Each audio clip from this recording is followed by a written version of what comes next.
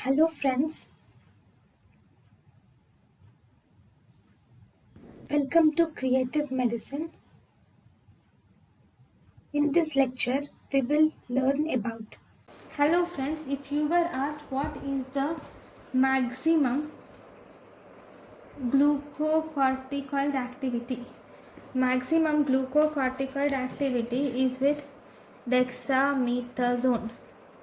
Then if you were asked which has maximum mineralocorticoid activity is with aldosterone.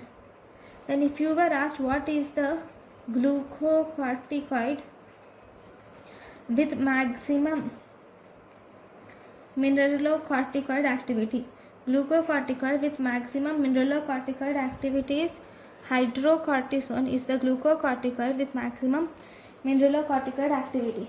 Then if you were asked what is the least potent glucocorticoid, least potent glucocorticoid is cortisone is the least potent glucocorticoid. Then if you were asked what is the most potent glucocorticoid, it is beta methazone is the most potent glucocorticoids. If you were asked which of the following will have selective mineralocorticoid with zero glucocorticoid action, selective mineralocorticoid with zero glucocorticoid action is Indoca.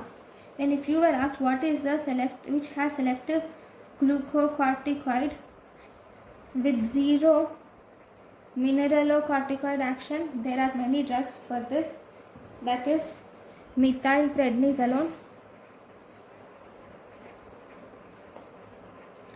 methylprednisolone, triamcinolone.